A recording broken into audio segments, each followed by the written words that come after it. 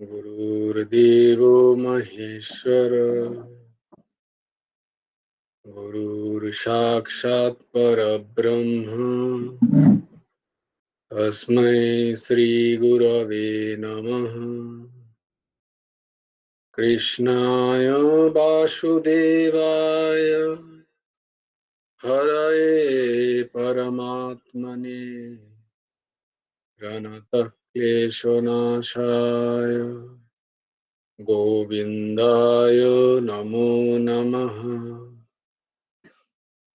वसुदेवं सुतं देवं कंसचाणूरमर्दनं देवकी परमानन्दं कृष्णं वन्दे जगद्गुरुम्। নবকুমার চতুষ্পাঠীর আরেকটি অধ্যায়ে তোমাদের সকলকে খুব খুব স্বাগত। আমরা গীতার যে শ্লোকগুলো কণ্ঠস্থ করার চেষ্টা করছি সেগুলো একবার বলে নিই। ধর্মক্ষেত্রে কুরুক্ষেত্রে সমবেতায়ুৎসব মামকা পাণ্ডবাশ্চৈব কিম অকুর্বত সঞ্জয়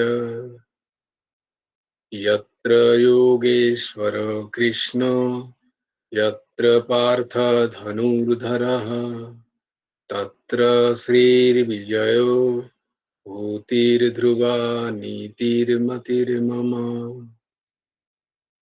यदा यदा हि धर्मस्य ग्लानिर्भवति भारत अभ्युत्थानमधर्मस्य तदात्मानं सृजाम्यहम्।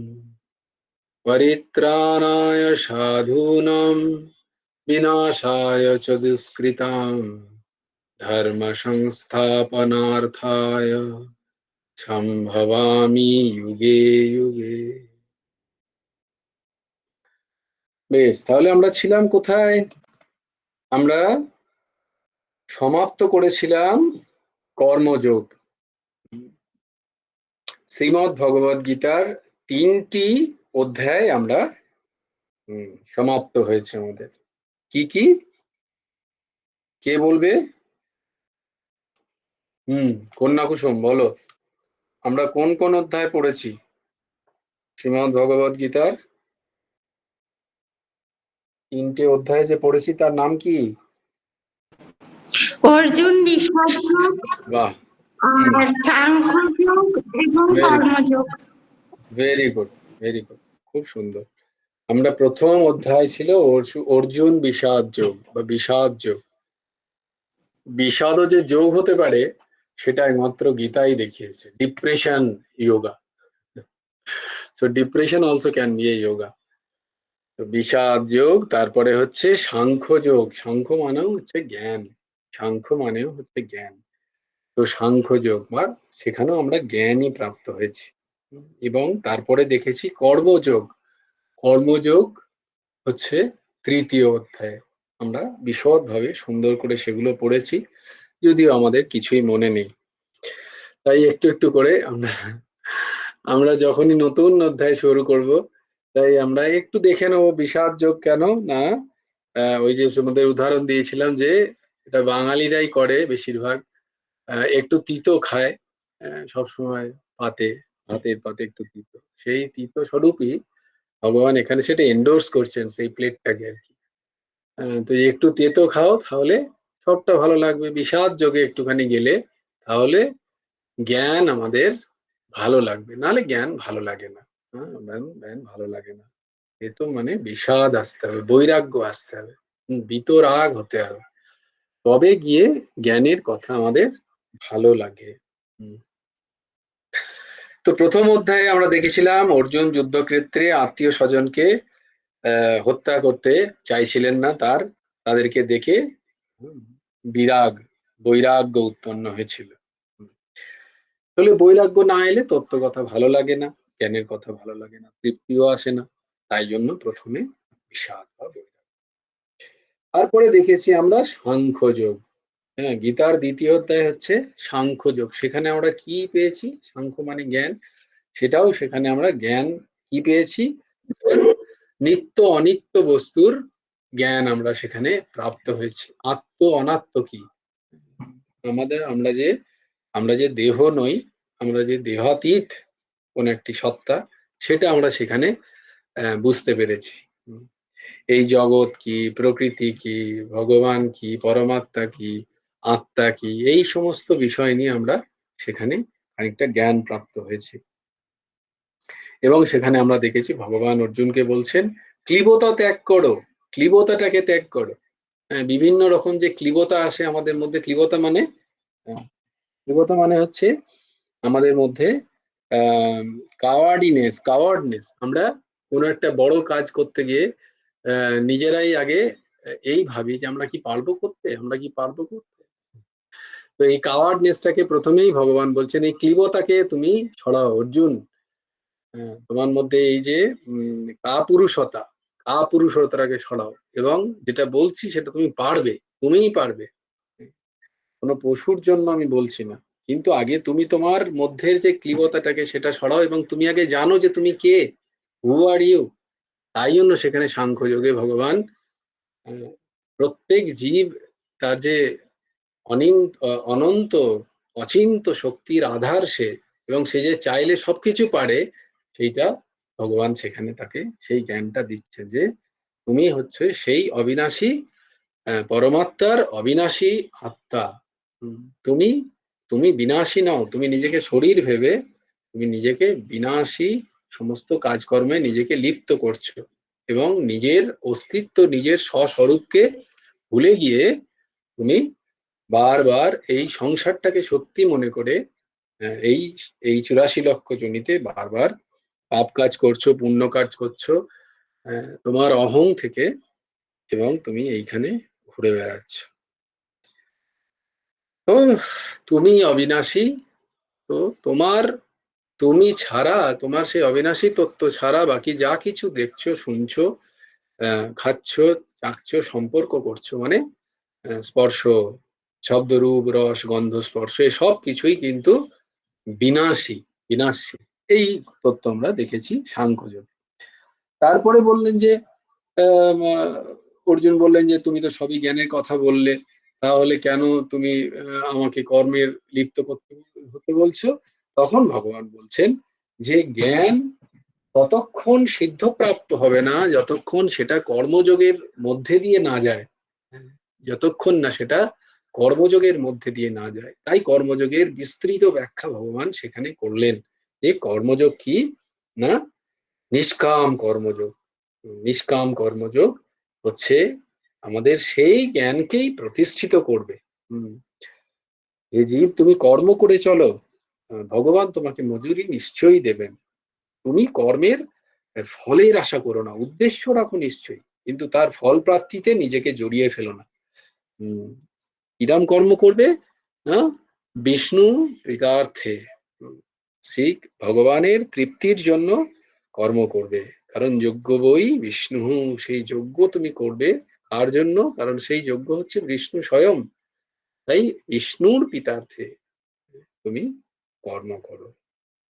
এবং এই কর্মে তখন আবার অর্জুন মাঝখানে আরেকটা প্রশ্ন করলেন যে আমি তো সব বুঝতে পারছি, আমি বুঝতে পারছি যে কোনটা ঠিক কোনটা ভুল। ওই যে দুর্যোধনের কথাটা বারবার মনে আসে যে আমি জানি ধর্ম কি, কিন্তু আমার সেটা করার ইচ্ছা হয় না। আর আমি জানি অধর্মও কি, কিন্তু সেটা করা থেকে আমি নিজেকে বিরত রাখতে পারি না, আটকাতে পারি না। আমি কি করব? তাহলে এমন কি একটা শক্তি, অর্জুন জিজ্ঞেস করলেন ভগবানকে, যে যেটা আমাদেরকে আহ অসাধু কাজ করার জন্য, অধার্মিক কাজ করার জন্য আমাদেরকে আহ বলপূর্বক আমাদের মনকে টেনে নিয়ে যায়। তখন ভগবান তাকে কামের কথা বললেন। কাম মানে কামনা। কামনা যে কি প্রবল, কি দুষ্পূরণীয়, কি দুঃসাধিত বিষয়, সেটিকে তাকে দেখিয়ে এবং তার উপায়েরও কথা বললেন যে কিভাবে সেটাকে, কামকে দমন করে তোমাকে আগে বাড়তে হবে, একে প্রশ্রয় দিলে চলবে না। এরপরে ভগবান আসছেন 4র্থ অধ্যায়ে জ্ঞান যোগ। ভগবান বললেন যে এই তো আমি এতগুলো কথা বললাম, এবার তোমাদের হয়তো বিশ্বাস নাও হতে পারে আমার কথায়, যে আমি তো বলছি ভগবান, আমি তো বলছি তুমি ভগবান বলছো, কিন্তু ভগবান কি, ভগবত তত্ত্ব কি, শ্রীকৃষ্ণ কে? এই যে কর্মযোগের কথা সে কেন বলছে, এবং কর্মযোগ আমরা কেন করব? কারণ আমরা তো কর্মযোগই করছি, আমরা তো করছি সেটাই, কিন্তু তোমার কথা শুনে করব কেন? তাই জন্য ভগবান এটা একটা, এই জ্ঞান যোগটা একটু এক্সটেন্ড অফ কর্মযোগেরই একটা অধ্যায়। It's one of the extend of karmayoga only third, but it is different because of, কেন বলছেন ভগবান যে এটা কেন ওর থেকে ডিফারেন্ট, না কেন এখানে শ্রীকৃষ্ণ নিজেকে প্রকাশ করছেন, এইখানে এসে ভগবান নিজেকে প্রকাশ করছেন অবতারী রূপে, অবতার নয় অবতারী রূপে, যে আমি হচ্ছি এই সব কিছুর কারণ, সর্বস্ব কারণস্য কারণম, আমি সব আর কারণের কারণ, আমি অবতারী, আমি অবতার নই। এইটা ভগবান দেখাচ্ছে। তাই জন্য আমার কথাকে তুমি কি একটাকেও হালকা করে নিও না, কে বলছে সেটা আগে জেনে নাও। তো সেই জন্য ভগবান এখানে শিব ভগবানের অবতার তত্ত্বের আলোচনা এখানে বলা হচ্ছে বলে, যেহেতু শ্রীকৃষ্ণই একমাত্র জ্ঞাতব্য বিষয়, জ্ঞাতব্য বিষয় মানে যেটা জানা উচিত, যেটা জানা দরকার আমাদের, সেটা হচ্ছে শ্রীকৃষ্ণ তত্ত্ব।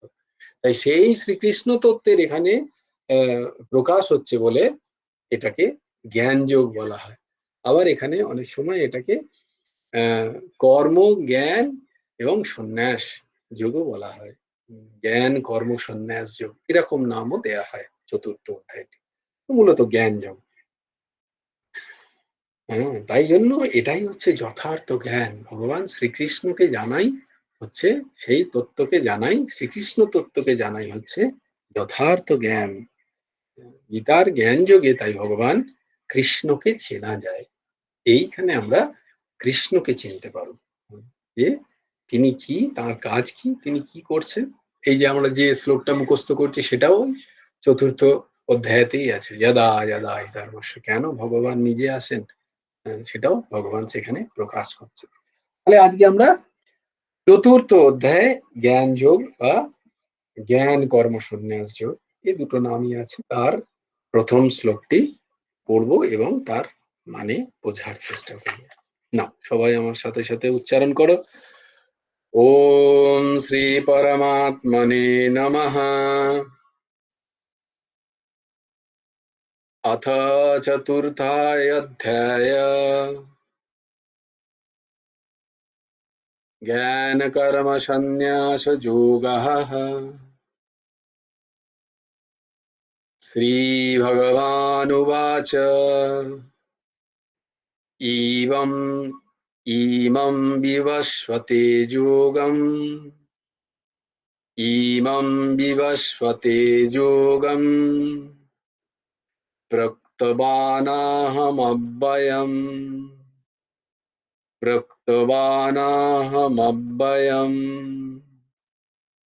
विवस्वान्मनवे प्राह विवस्वान्मनवे प्राह मनुरीक्षाकविब्रवीत् मनुरीक्ष्वाकविब्रवीत्। পদচ্ছেদ। অহম আমি, ইমম অব্যয়ম এই অবিনাশী, যোগম যোগ, বিবস্বতে সূর্যকে, পূর্তবান বলেছিলাম, বিবস্বান মনবে সূর্য মনুকে বলেছিলেন, প্রাহ বলেছিলেন মনুহ মনু, ইক্ষ্বাকবে রাজা ইক্ষ্বাকুকে অব্রবীত বলেছিলেন। শ্রী ভগবান বললেন, আমি এই অবিনাশী যুগ সূর্যকে বলেছিলাম, সূর্য তার পুত্র মনুকে এবং মনু তার পুত্র ইক্ষ্বাকুকে বলেছিলেন এই যোগের কথা। এই যুগের কথা তিনি প্রথম কাকে বললেন না, বিবস্বান সূর্যকে বললেন, মনু সূর্যের পুত্র, শনিদেব সূর্যের পুত্র। তো গীতার জ্ঞান যোগ হচ্ছে, গীতার জ্ঞান যোগ হচ্ছে উপেয়ভূত, ভগবান পরমহংস ঠাকুর শ্রী শ্রী হেমন্ত দেব আর গুরুমুখী গীতা উপদেশে বলছেন যে জ্ঞান যোগ বংশ পরম্পরায় কি করে আসছে, তার ব্যাখ্যা করতে গিয়ে তিনি বলছেন যে গীতায় জ্ঞান যোগটা হচ্ছে উপেয় ভূত। উপেয় মানে যেটা উপায় দ্বারা প্রাপ্ত হয়, যেটা প্রাপ্তব্য বিষয়, যেটা পাওয়া যায়, হ্যাঁ, সেটা হচ্ছে উপেয় বলা হয়। যেটা আমার চাই, চাই কি জ্ঞান। তো গীতায় আমার চাই মূল বিষয়টা কি, জ্ঞান যোগ। সেটা প্রাপ্ত কি করে হবে, তার জন্য উপায়টা হচ্ছে কর্মযোগ। হ্যাঁ, কি করে কোন উপায়ে আমরা সেই জ্ঞানটা পাবো? জ্ঞানটা তো পাচ্ছি, কিন্তু জ্ঞানটা ধারণ হবে না আমাদের যতক্ষণ না আমরা কর্মযোগের মধ্যে দিয়ে আমরা সেটাকে প্রতিফলিত করছি। অনেকেই বলে আরে এত সৎসঙ্গ করার কি প্রয়োজন, বা এত এই যে যে সমস্ত বেশ ধারা ধারণ করার কি প্রয়োজন, আমাদের তো বা কারোর কাছে যাওয়ারই বা কি প্রয়োজন, আমরা তো বেদ কিনে নিজেই পড়তে পারি, সেখানে জ্ঞানের কথা লেখা আছে। জ্ঞান তো আছে সেখানে, স্বাভাবিক ওইখান থেকে পড়েই তো যারা পড়াচ্ছেন তারাও বলছেন, যে সমস্ত গুরু মহারাজরা। কিন্তু এর মধ্যে পার্থক্য এটাই যে জ্ঞান তো আছে, কিন্তু সেই জ্ঞানকে তোমার ধারণ করার মতো পাত্রতা আছে কিনা সেইটা আগে দেখতে হবে।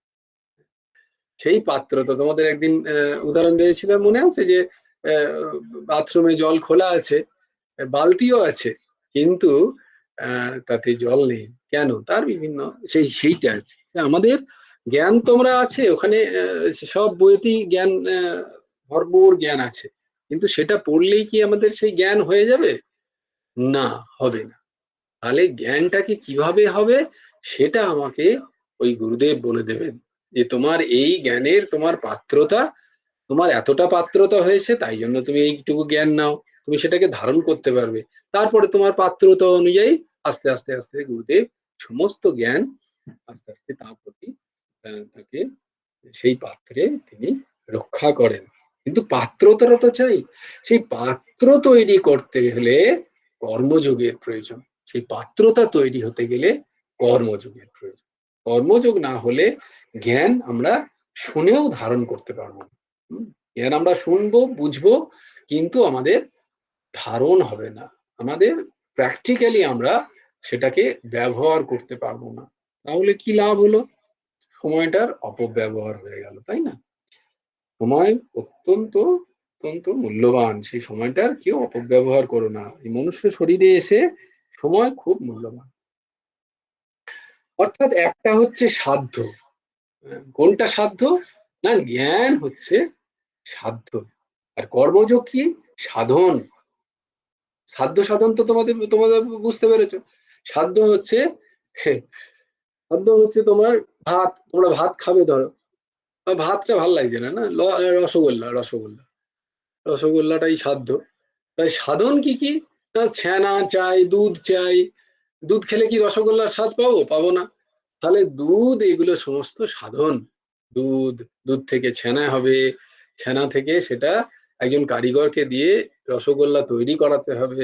এগুলো সব সাধনের পর্যায়ে। সাধ্য কি? রসগোল্লা। তো তেমনি এখানে জ্ঞান হচ্ছে সাধ্য, আর বাকি সবকিছু সাধনভূত, মানে বাকি সব সাধন স্বরূপ।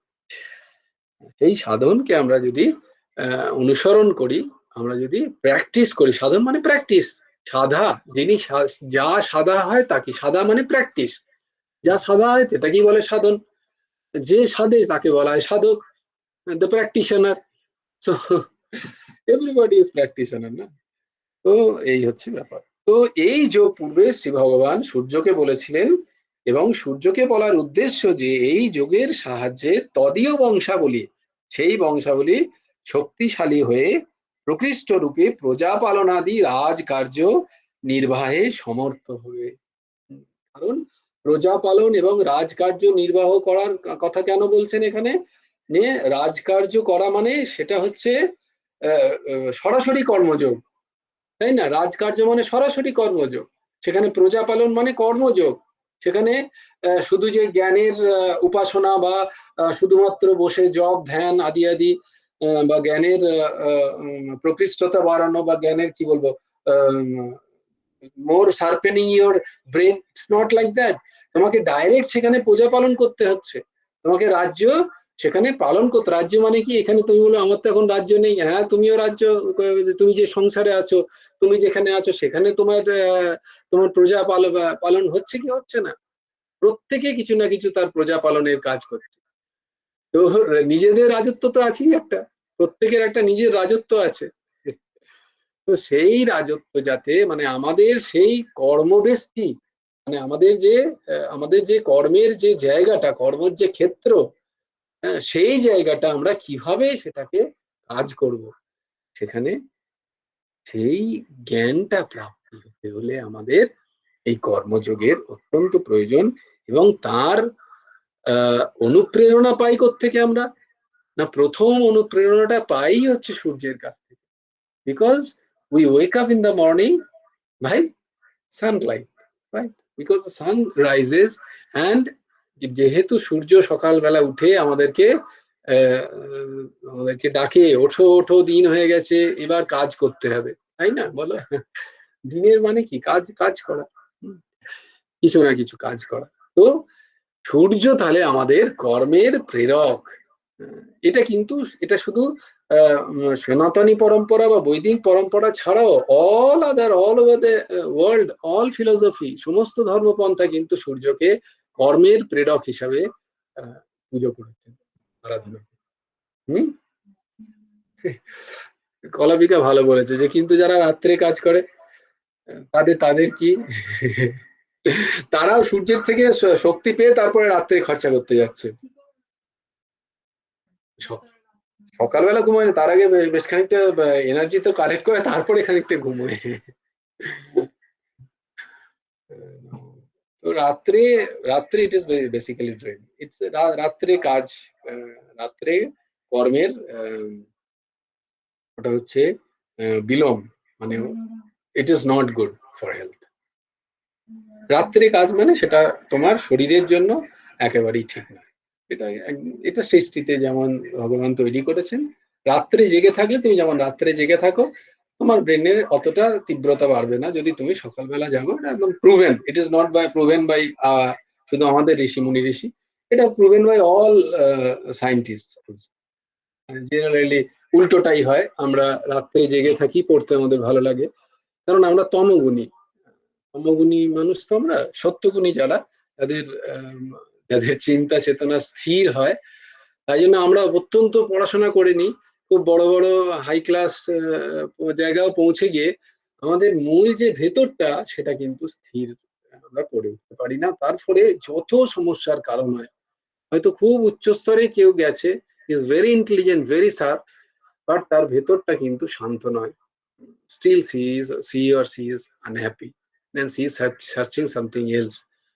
সে বিশ্বের এদিক থেকে ওই দিকে ঘুরে বেড়াচ্ছে, কিন্তু শান্তি পেলি না রে। তো সেই শান্তির খোঁজ কিন্তু তার হয় না, কারণ he is following the antibody clock habits. It doesn't work, এটা প্রুভেন। তো এই জন্য সুন্দর একটা কথা হচ্ছে, সাধু সাহিত্যে কথা হচ্ছে, পহলা প্রহর সব কোই জাগে, दूसरा प्रहर में भोगी, तीसरा प्रहर तस्कर जागे, और चौथा प्रहर में जोगी।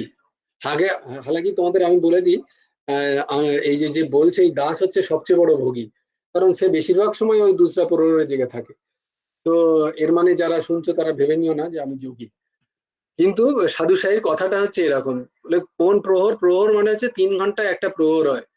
তো সন্ধে 6টা থেকে, সকাল 6টা থেকে সন্ধে 6টা পর্যন্ত এই 4টে প্রহর, আবার সন্ধে 6টা থেকে সকাল 6টা পর্যন্ত আরো 4টে প্রহর। তাই জন্য বলা হয় দিনের 8টা প্রহর, অষ্টপ্রহরে একটা দিন হয়। প্রহর 3 ঘন্টায় একটা প্রহর হয়, 8 3 24। তো সন্ধেবেলার প্রহরের কথা বলছেন যোগীরা, কি বলছেন না, পেহলা প্রহর মে সবকোই জাগে, 6টা থেকে 9টা পর্যন্ত সবাই জেগে থাকে। 9টার পর থেকে 12টা পর্যন্ত ভোগীরা জাগে, আমার মতো যারা। 9টা থেকে 12টা পর্যন্ত তখন সিরিয়াল দেখতে হয়, সিনেমা দেখতে হয়, গল্প গুজব করতে হয়, খেতে হয়, তখন খেয়ে বেশ একটুখানি ঢেকুর তুলতে হয়, দিয়ে শুয়ে পড়তে হয় গিয়ে। হ্যাঁ, তারপরে তারপরে বিভিন্ন রোগ যখন আসে তখন বলে আমার সাথেই কেন হলো, আমি তো সব ঠিকই ছিলাম। তো এইটাই হয়। तो पहला प्रहर सब कोई जागे, 6 से 9 सब कोई जागे, जागना भी चाहिए। और फिर दूसरा प्रहर में जो भी जागता है उसको नाम दिया है भोगी, भोगी लोग जागता है। जो भोग करना चाहता है वो जागता है 9 से 12, 9টা থেকে 12 কারা জাগে না ভোগীরা। আর 12টার পরে যদি জাগো তাহলে জেনে নাও সবাই কি বলছেন যোগীরা যে तीसरा प्रहर में মানে 12 से 3 কোন জাগता है पता है, तस्कर জাগে মানে চোরেরা জেগে থাকে। তো 12টার পরে যদি জেগে থাকো তস্কর, তস্কর মানে চোর, চোর চোর ডাকাতরা তারা 12টা থেকে 3টে পর্যন্ত জেগে থাকে, কারণ ওই সময় সবাই ডিপ ঘুমোয়, তো তাদের পক্ষে চুরি বা ডাকাতি করা ইজি হয়। তো যারাই জেগে আছো 12টার পর থেকে জানবে তারা চোর। তো 12 से 3 তো 30টা প্রহর, তৃতীয় প্রহরে কারা জেগে থাকে, তস্কর জাগে, চোরেরা জাগে। চৌথা প্রহর মে মানে 3টে থেকে 6টা যে জেগে থাকে, মানে 3টের সময় যে উঠে পড়ে তারা হচ্ছেন যোগী, তারা হচ্ছেন যোগী। যোগীরা কখনো ওই ব্রহ্ম মুহূর্তে ঘুমান না। তাই তোমরা যদি যোগী হতে চাও তাহলে তোমাদের ব্রহ্ম মুহূর্তে উঠতে হবে। নাকি তো প্রকৃষ্ট রূপে প্রজাপালনদের রাজকার্য যাহাতে সুন্দর করে নির্ভর করেন, এই যোগ বংশ পরম্পরা ক্রমে ক্ষত্রিয় কুলেই প্রসার লাভ করে, ইহা জানিতে পারিলে তৎপ্রতি অর্জুনের সমধিক শ্রদ্ধা ও ভক্তি জন্মিবে, ইহাই শ্রী ভগবানের উদ্দেশ্য। কারণ কর্মযোগ, দেখো কটা আশ্রম আছে আমাদের, ইয়েস 4টে আশ্রম, বলো কি কি কলাপিকা। হুম, হ্যাঁ, নো তোমাকে তো জিজ্ঞেস করেছি, আর কে বলবে, সোমদেব বলো কটা আশ্রম আছে আমাদের। না কন্যা কুসুম তোমাকে তো একটা প্রশ্ন জিজ্ঞেস করেছি, তুমি জানো তাই জন্য হাত তুলেছো বলে তুমি জিজ্ঞেস করবো না। যারা হাত তোলেনি তাদেরকে বলতে হবে, এভরিবডি শুড টেক পার্ট। জানি না বলো সোমদেব, গোপাল ভিডিও অন কর।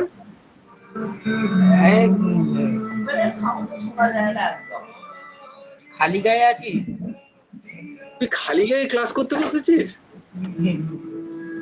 খুব গরম আজকে। এই জন্যই আমি সবাইকে বলেছিলাম ভিডিও অন করতে, তাহলে তোমরা দেখছো তোমরা ক্লাসের মর্যাদা রক্ষা করছো না। নাকি তুমি অ্যাটলিস্ট ভালো যে তুমি সত্যি কথাটা বলছো, কিন্তু না, আমি প্রত্যেকের শ্রীচরণে বারবার অনুরোধ করবো, এরম করো না, এরম করো না প্লিজ, এই ক্লাসের মর্যাদা রক্ষা করো।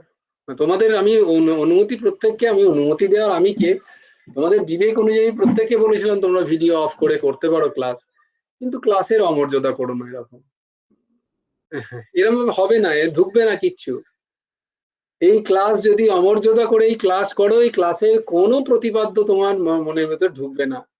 আমি কিন্তু অন্যভাবে বলছি না, কারণ আমি সাক্ষাৎ এখানে গুরুদেব বসে আছেন। তুমি যেতে পারবে গুরুদেবের সামনে, তুমি যে অবস্থায় গুরুদেবের সামনে উপস্থিত থাকতে পারবে ঠিক সেইভাবে এই ক্লাসে জয়েন করবে। প্লিজ প্লিজ প্রত্যেককে হাত হাত হাত জোর করে বলছি।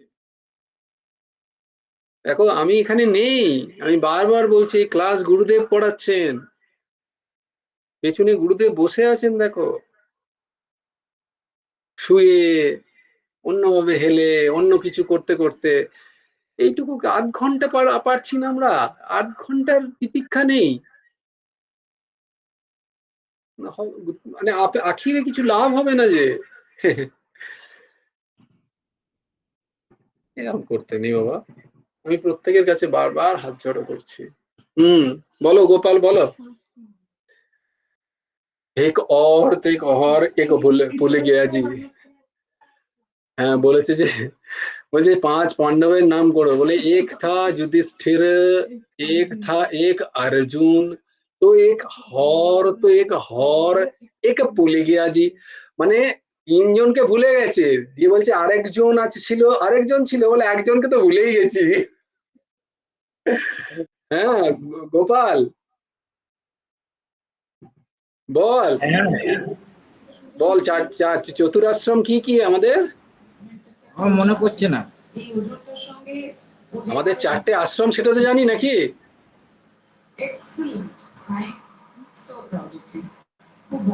আমাদের 4টে আশ্রম আমরা জানি কি জানি না?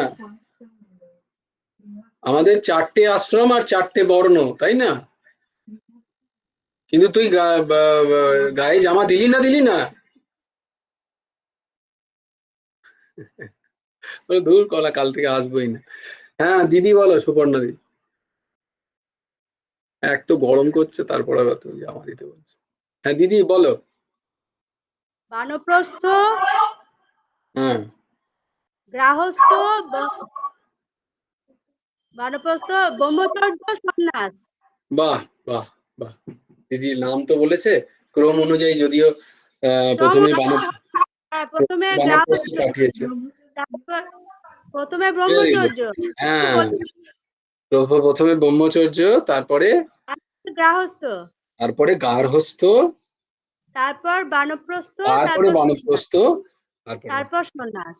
এটাকে ওই 100 বছর ধরে নেওয়া হয়, ধরে নিয়ে বলা হয় যে প্রথম 25 বছর হচ্ছে ব্রহ্মচর্য, তারপরে 25 থেকে 50 হচ্ছে গার্হস্থ, তারপর 50 থেকে 75 হচ্ছে বানপ্রস্থ, তারপর 75 থেকে 100 হচ্ছে সন্ন্যাস।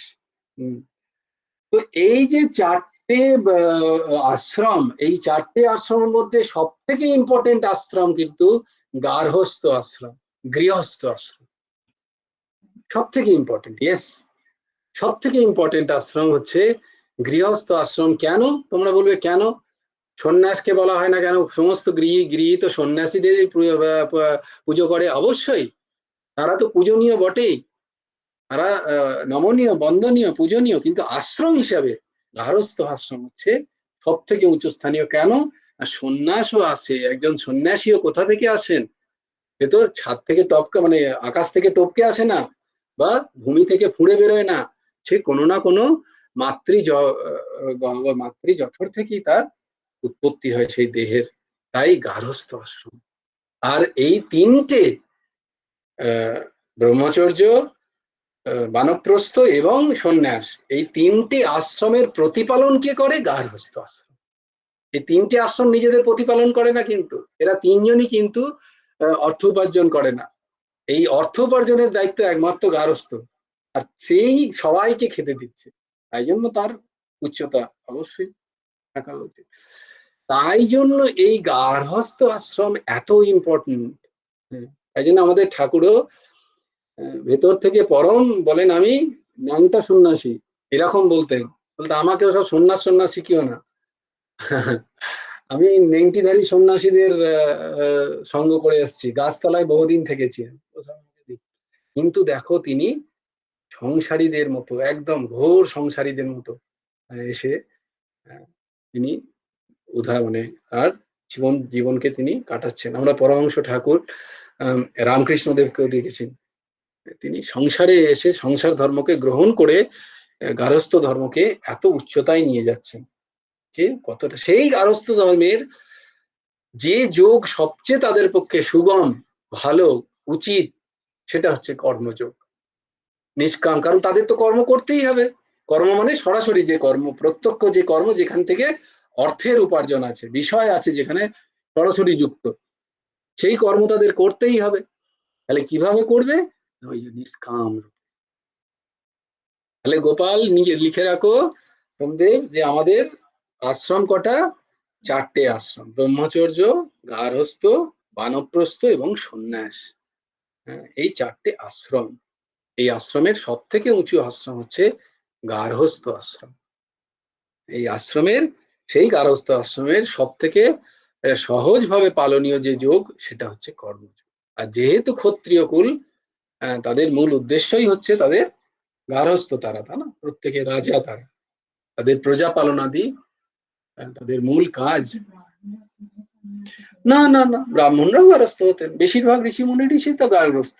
আমরা তো কোনো না কোনো ঋষি পরম্পরাতেই, one of the lineage of our rishis only, দেখো সমস্ত ঋষিরা গার্হস্থ পায়, সেটা নয় মানে। কিন্তু ঋষিদের মূল কাজ কি? ওই যে ব্রাহ্মণদের মূল কাজ প্রজা পালনাদি নয় না, তাই জন্য তাদেরকে তাদের অতটা কর্মের প্রতি বা তাদের উপার্জনের প্রতি অতটা খেয়াল রাখতে হতো না, তারা পৃষ্ঠপোষক হতো। তারা মানে তারা they used to be kept by, or তাদের রাখতেন এরা কারা? রাজারা, তাদেরকে যাতে তারা চুপচাপ শান্ত হয়ে বসে পড়াশোনা করতে পারেন, পড়াতে পারেন, জ্ঞানটাকে বিতরণ করতে পারেন। তাদের বলতে ঠিক আছে আপনারা এটা এগুলো করুন, আপনার খাওয়া পড়ার দায়িত্ব আমার। রাজারা এটাই আমরা দেখে এসেছি পরম্পরায়। সেই কর্মযোগের কথা তারই তারই লিনিয়েজ আমরা দেখতে পাই, তার মানে তারই ক্রমবিকাশ আমরা দেখতে পাচ্ছি এই চতুর্থ অধ্যায়ের জ্ঞান যোগ। Any questions?